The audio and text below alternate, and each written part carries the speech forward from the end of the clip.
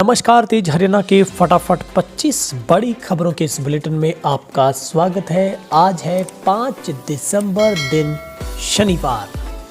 यदि आप हरियाणा से हैं तो चैनल को सब्सक्राइब जरूर कर लें। चलिए शुरुआत करते हैं बिना कोई वक्त गवाए 25 फटाफट खबरों की।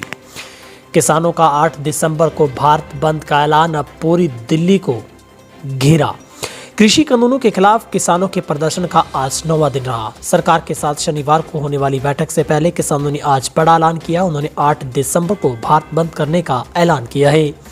किसानों ने चेतावनी दी है कि सभी टोल प्लाजा पर कब्जा किया जाएगा। उनका कहना है कि आने वाले दिनों में दिल्ली की बची हुई सड़कों को भी ब्लॉक करेंगे। ये जानकारी किसानों की मीटिंग के बाद उनके नेता हरविंदर सिंह लखवाल ने दी। किसान संगठन पहले ही कह चुके कि 5 दिसंबर यानी शनिवार को प्रधानमंत्री नरेंद्र मोदी के पुतले फूंके जाएंगे। वहीं पर इसी बीच सुप्रीम कोर्ट में एक अर्जी लगाई गई है। पिटिशनर ने कहा है कि किसानों को दिल्ली की सीमाओं से तुरंत हटाने के निर्देश दिए जाएं, क्योंकि प्रदर्शनकारियों की वजह से कोरोना का खतरा बढ़ सकता है। पिटिशनर के वकील ओम प्रकाश परिहार ने ये जानकारी दी है। हालांकि इस अर्जी पर सुनवाई का दिन तय नहीं हुआ। वैक्सीन का वक्त नजदीक, पहले 1 करोड़ हेल्थ केयर वर्कर्स को, फिर 2 करोड़ फ्रंट लाइन वर्कर्स को लगेगी कोरोना की वैक्सीन।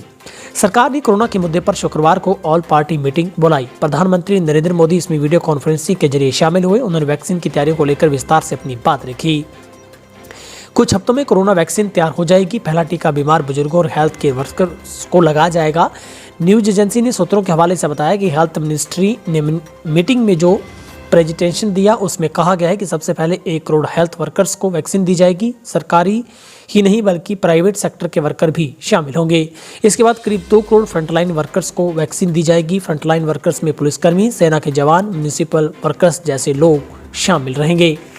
हरियाणा के कृषि मंत्री जेपी दलाल को गोली से मारने की धमकी, केस दर्ज कर जांच में जुटी पुलिस। केंद्र सरकार के कृषि कानूनों के खिलाफ आंदोलन के चलते शुक्रवार को हरियाणा से बड़ी खबर सामने आई। सूबे के कृषि मंत्री जेपी दलाल को गोली से मारने की धमकी दी गई है। मंत्री के साथ इस धमकी में एक स्थानीय हिंदी दैनिक का पत्रकार भी शामिल है, जिसने भिवानी के एसपी सुमेर प्रताप को मामले की शिकायत दी है। साथ ही देश के गृह मंत्री अमित शाह और हरियाणा के गृह मंत्री अनिल विज को भी इस संबंध में अवगत करवाया गया है। फिलहाल मामले की जाँच पड़ताल का क्रम जारी है। किसानों को दिल्ली जाने से नहीं रोक सकी पलवल और फरीदाबाद की पुलिस। झड़प के बाद नाकातोड़ आगे बढ़े किसान। नए कृषि कानूनों को लेकर आंदोलन करने उतरे हजारों किसान शुक्रवार को दिल्ली जाने के लिए बॉर्डर पर पहुंचे।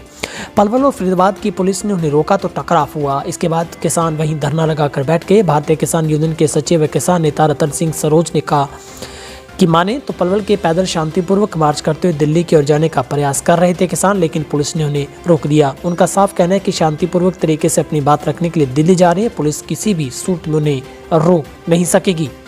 बेटी ने मां पर लगाए गलत संबंध के आरोप, तो मां ने नहर में कूद जान देने का किया प्रयास। आसंद रोड पुलिस चौकी के पास शुक्रवार शाम को एक महिला ने दिल्ली पैरलर नहर में छलांग लगा दी। महिला के पीछे पीछे ही 2 पुलिसकर्मी भी नहर में कूदे और महिला को बाहर निकाला। पुलिस ने महिला के परिजनों और गांव के एमसी को बुलाया है, जहां पर असंध रोड पुलिस चौकी इंचार्ज के मुताबिक शुक्रवार शाम को क्षेत्र के गांव की महिला और उसकी बेटी ने चौकी पहुंचकर एक दूसरे की शिकायत की थी। महिला का मामला होने के कारण उन्होंने फोन करके महिला पुलिसकर्मी को बुलाया। इसी बीच महिला चौकी के बाहर से ही भागकर दिल्ली पैरलर नहर में कूद गई। गुरुग्राम में पुलिस ने दबोचा बिहार निवासी एक शख्स। 3 दिन में की 3 हत्याएं, पूछताछ में कबूली वारदातें। हरियाणा के गुरुग्राम जिले की पुलिस ने एक सीरियस किलर को गिरफ्तार किया है। इसने पुलिस पूछताछ में 3 दिन में 3 हत्याएं करने की बात कबूली है। आरोपी की पहचान बिहार में अरनिया जिले के गांव खलीलाबाद निवासी मोहम्मद रजी के तौर पर हुई है।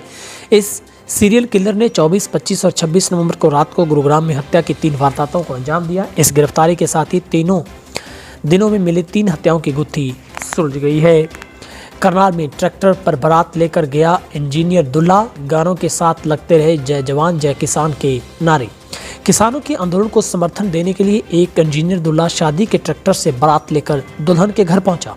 बारात में गानों के साथ साथ जय जवान जय किसान के नारे लगे। इतना ही नहीं, दूल्हे ने प्रण लिया कि शादी के बाद वे पत्नी के साथ किसान आंदोलन में शामिल होने दिल्ली जाएंगे, रकत दान भी करेंगे। विवाह समारोह में शगुन के तौर पर मिलने वाली नगद राशि किसान आंदोलन में दान करेंगे। हरियाणा के करनाल जिले में ये अजीब व गरीब शादी हुई।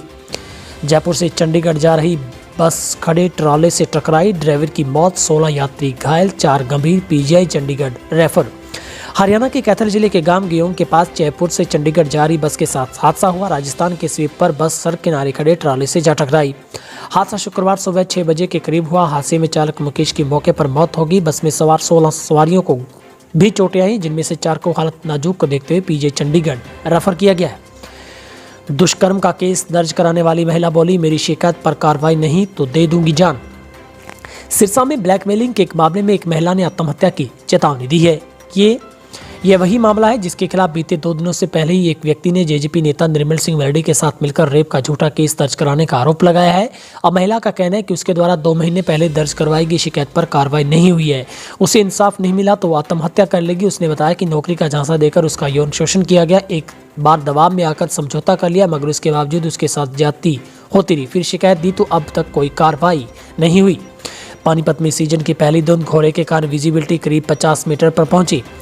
शुक्रवार सुबह पानीपत में सीजन की पहली धुंध दिखी। शहर के मुकाबले देहात में कोहरे की चादर अधिक गहरी रही। कोहरे के कारण विजिबिलिटी करीब 50 मीटर तक पहुंच गई, जिसमें सुबह के समय ऑफिस और काम पर जाने वाले लोगों और वाहन चालकों को परेशानी का सामना करना पड़ा। आने वाले कुछ दिनों तक सुबह कोहरा के आसार है। कोहरे के कारण लोगों को सर्दी का एहसास हुआ है। सुबह 10 बजे तक भी सूर्यदेव के दर्शन नहीं हुए। मौसम वैज्ञानिकों की माने तो बीते कई दिनों से सक्रिय हुए पश्चिमी विक्षोभ के कारण 20 से 30 किलोमीटर की रफ्तार में पूर्वी हवाओं का चलना शुरू हो गया था। इन हवाओं से स्मॉग तो उड़ा दिया, धुंध भी नहीं दिखी। अब पिन पैटर्न चेंज हुआ है। प्रशासन जनप्रतिनिधि नहीं ले रहे धुंध। आर पार की लड़ाई के मूड में पानीपत के सब्जी विक्रेता। सलोनी रोड पर छोटी सब्जी मंडी की मांग को लेकर 18 दिनों से धरना और भूख हड़ताल पर बैठे सब्जी विक्रेताओं ने आर पार की लड़ाई का मूड बनाया है। न तो प्रशासनिक अधिकारी न ही सत्ता पक्ष के जनप्रतिनिधि उनकी सुध ले रहे हैं। शनिवार तक मांग पूरी न होने पर विक्रेताओं ने रविवार से आंदोलन को उग्र रूप देने की चेतावनी दी है। हरियाणा में फिर से 1602 लोगों की कोरोना रिपोर्ट आई पॉजिटिव। रिकवरी रेट में उछाल, 93% पर पहुंचा हरियाणा का रिकवरी रेट।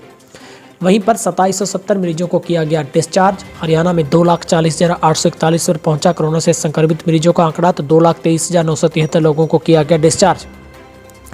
गुरुग्राम से 423 लोगों की कोरोना रिपोर्ट पॉजिटिव पाई गई। फरीदाबाद से 336, सोनीपत से 94, हिसार से 65, अंबाला से 80, करनाल से 59, पानीपत से 50, रोहतक से 107, रेवाड़ी से 52, पंचकुला से 63, पंचकुला से 36, यमुनानगर से 35, सिरसा से 39, महेंद्रगढ़ से 20, भिवानी से 21, झज्जर से 27, पलवल से 21, फतेहाबाद से 23, कैथल से 1, जींद से 31, नूंह से 5 और चरखी दादरी से 14 लोगों की कोरोना रिपोर्ट पॉजिटिव पाई गई है।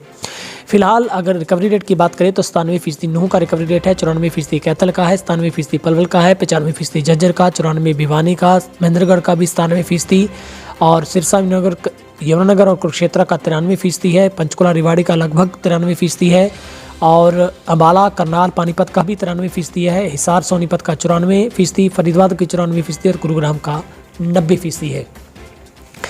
एस्टेट के आवेदन के लिए आगे बढ़ी तारीख 10 दिसंबर तक कर सकेंगे आवेदन। हरियाणा विद्यालय शिक्षा बोर्ड भिवानी की तरफ से राज्य में पात्रता परीक्षा के लिए आवेदन की तारीखों को आगे बढ़ा दिया गया। अब एचटेट 2020 के लिए आवेदक 10 दिसंबर तक आवेदन कर सकते हैं। निदेशालय सेकेंडरी शिक्षा हरियाणा के निर्देशानुसार हरियाणा अध्यापक पात्रता परीक्षा यानी कि एचटेट का आयोजन 2 जनवरी व 3 जनवरी को करवाया जा रहा है। परीक्षा से संबंधित सूचना बुलेटिन बोर्ड की आधिकारिक वेबसाइट www.bseh.org.in पर उपलब्ध है। हरियाणा में किसानों को सिंचाई में नहीं आएगी समस्या, 50,000 किसानों को सोलर पंप कनेक्शन देगी सरकार। हरियाणा के बिजली नवीनीकरणीय ऊर्जा मंत्री रंजीत सिंह ने कहा है कि बिजली से सोलर ऊर्जा में स्थानांतरित होना एक अच्छी कदम है। इसी कड़ी में हरियाणा सरकार ने 50,000 सोलर पंप किसानों को मुहैया करवाने का लक्ष्य रखा है। वे आज यहां वर्चुअल माध्यम से हरियाणा के नवीनीकरणीय ऊर्जा विकास एजेंसी द्वारा 2017-18 और 18-19 के लिए आयोजित राज्य स्तरीय ऊर्जा सुरक्षण पुरस्कार समारोह में संबोधित कर रहे थे। कोहरे का कहर, हिसार चंडीगढ़ नेशनल हाईवे पर भिड़े एक के बाद एक वाहन। मौसम की पहली धुंध ने ही शुक्रवार सुबह कहर ढा दिया। नरवाना में हिसार चंडीगढ़ राष्ट्रीय राजमार्ग पर धुंध की वजह से 1 दर्जन के करीब वाहन भिड़ गए। ट्रक के साथ ट्रैक्टर पर ट्राली भिड़ने से ट्राली सड़क के बीचों बीच पलट गई। इसके बाद वाहनों की टक्कर होती गई। कई वाहनों की भिड़ंत से हाईवे पर जाम लगा। पुलिस ने मौके पर पहुंचकर दुर्घटनाग्रस्त वाहनों को हटवाया। सड़क हादसे में 2 बाइक पर सवार 4 व्यक्तियों के घायल होने की सूचना है। रेलवे ने दी विशेष हदायत, यात्रा से पहले ट्रेनों का स्टेटस कर ले चेक। हिसार से 7 दिन से चल रही कोटा एक्सप्रेस रेलवे ने कोविड-19 और ठंड को देखते हुए यात्रियों को विशेष हिदायत दी है। रेलवे ने यात्रियों से अपील की है कि अपनी यात्रा प्रारंभ करने से पहले ही समय सारणी के लिए रेलवे की वेबसाइट www.indiarail.gov.in पर जरूर अपनी गाड़ी का ट्रैक सिस्टम चेक करें ताकि किसी प्रकार की असुविधा ना हो। रेलवे ने 1 दिसंबर से चल रही स्पेशल ट्रेनों के लिए आदेश जारी किए हैं। वहीं दूसरी ओर रेलवे रिजर्वेशन करने से पहले आरक्षित विंडो पर शब्द पत्र भी भरवा रहा है ताकि कोरोना के नियमों का पालन किया जा सके। रेलवे ने शारीरिक दूरी और मास्क नियम को पूरी तरह से लागू करने के आदेश दिए हैं। एनसीआर में प्रदूषण से राहत के लिए बड़ा फैसला, अब बायोगैस के बिना स्थापित नहीं हो सकेगी नई इंडस्ट्री। दिल्ली एनसीआर के 24 जिलों में बॉयलर व भट्टी आदि में क्लियर फ्यूल का प्रयोग न करने वाली नई इंडस्ट्री अब स्थापित नहीं हो पाएगी। केंद्रीय प्रदूषण नियंत्रण बोर्ड ने कोयले बनने अवैध ईंधन का प्रयोग करने वाली नई औद्योगिक इकाइयों को अनुमति न देने के आदेश दिए हैं। बोर्ड ने दिल्ली, राजस्थान, यूपी व हरियाणा में राज्य प्रदूषण नियंत्रण बोर्ड के चेयरमैनों को पत्र लिखकर इस संबंध में 30 दिन में एक्शन टेकन रिपोर्ट मांगी है। सीपीसीबी चेयरमैन के आदेश अनुसार वायु प्रदूषण फैलाने वाली इंडस्ट्री इन आदेशों के दायरे में आएंगी। हरियाणा में 10 लाख बच्चों के भविष्य पर लटकी तलवार, 3200 स्कूलों को एक्सटेंशन नहीं।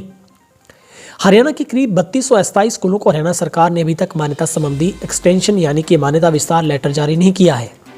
एक्सटेंशन लेटर के अभाव में इन स्कूलों में पढ़ने वाले 10 लाख से ज्यादा बच्चों के भविष्य पर सवाल खड़े हो सकते हैं। इनमें से करीब 2 लाख बच्चे 10वीं और 12वीं कक्षा के हैं जिनके बोर्ड परीक्षा के फॉर्म भरे जा रहे हैं।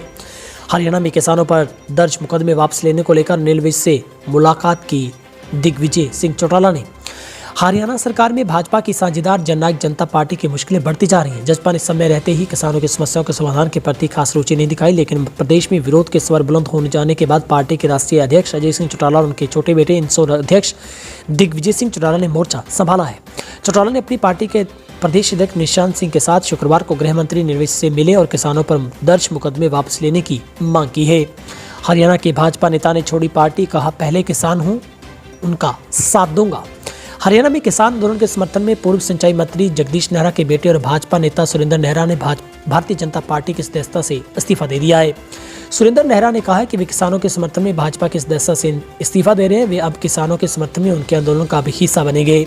उन्होंने कहा कि पहले किसान है, बाद में राजनेता। उन्होंने सरकार से अपील की है कि वे किसानों की मांग मान ले। नेहरा ने कहा कि भाजपा में रहकर उन्होंने 5 साल गंवाए। नेहरा ने बिजली मंत्री रणजीत सिंह पर भी निशाना साधा बिना नाम लिए। नेहरा ने कहा कि जिन्होंने किसानों के नाम पर चुनाव जीता और वे किसानों के समर्थन में नहीं हारे। हुड्डा ने की विधानसभा का विशेष सत्र बुलाने की मांग, अविश्वास प्रस्ताव लाने का किया ऐलान। किसानों के साथ अब हरियाणा कांग्रेस भी आक्रामक हो गई है। हरियाणा के पूर्व मुख्यमंत्री नेता प्रतिपक्ष भूपेंद्र सिंह हुड्डा ने हरियाणा और राज्यपाल से आग्रह किया है कि विधानसभा का विशेष सत्र बुलाए, किसानों की समस्या पर चर्चा करें। हुड्डा ने कहा कि वह सभा में अविश्वास प्रस्ताव पेश करेंगे क्योंकि ये मौजूदा सरकार है वो लोगों का विधानसभा का विश्वास खो चुकी है। बैठक में कनेक्टिविटी न होने से कामकाज ठप, खाताधारक परेशान। इलाहाबाद व इसके नज़दीकी ओरिएंटल बैंक ऑफ कॉमर्स में, जो कि हाल ही में पंजाब नेशनल बैंक में विलीन हो गया है, इंटरनेट की कनेक्टिविटी बंद होने के चलते इस बैंक से जुड़े उपभोक्ताओं को पिछले 3 दिनों से दिक्कतों का सामना करना पड़ रहा है। काबिल गौर है कि उक्त शाखा में पिछले 3 दिन से इंटरनेट की सुविधा ठप सी है। बैंक का सिस्टम सुचारू रूप से काम नहीं कर रहा। सुपरसोनिक बूम से हुई कंपन, भूकंप समझकर लोग घरों से बाहर निकले। वीरवार रात 9:30 बजे के करीब 2 बार तेज धमाकों के साथ कंपन महसूस की गई। इस कंपन में आवाज के कारण घरों के खिड़की दरवाजे भी खड़खड़ाने लगे। लोग इसे भूकंप समझकर घरों से बाहर निकले। इससे भय का माहौल बन गया। इसके बाद भूकंप आने की खबरें सोशल मीडिया पर वायरल होती रही। किसी विभाग ने इस बात की पुष्टि नहीं की है। देर रात खुलासा हुआ कि ये एक सुपर सोनिक बूम है। मामूली झगड़े में युवक की चाकू से गोंदकर हत्या, 10वीं कक्षा का छात्र था मृतक। पल्ला थाना क्षेत्र में मामूली झगड़े में एक युवक ने 17 वर्षीय नवयुवक की चाकू से गोंदकर हत्या कर दी। मृतक का नाम महावीर है। यह कृष्णा कॉलोनी सेहतपुर में रहता था। महावीर 10वीं कक्षा का छात्र था। उसके पिता इलेक्ट्रीशियन है। उसके भाई दिलीप की शिकायत पर पुलिस ने सूरदास कॉलोनी निवासी सूरज नाम के युवक पर मुकदमा दर्ज कर आगे की जाँच शुरू कर दी है। फिलहाल हरियाणा के 25 बड़ी खबरों के बुलेटिन में आज इतना ही। आपसे गुजारिश, यदि आपने चैनल को सब्सक्राइब नहीं किया तो आप सब्सक्राइब जरूर कर दें, बेल आइकन भी दबा दें ताकि हर अपडेट आप तक सबसे पहले पहुंच सके। कोरोना से एहतियातन सामाजिक दूरी, मास्क का इस्तेमाल जरूर करें। आप सबका दिन शुभ रहे।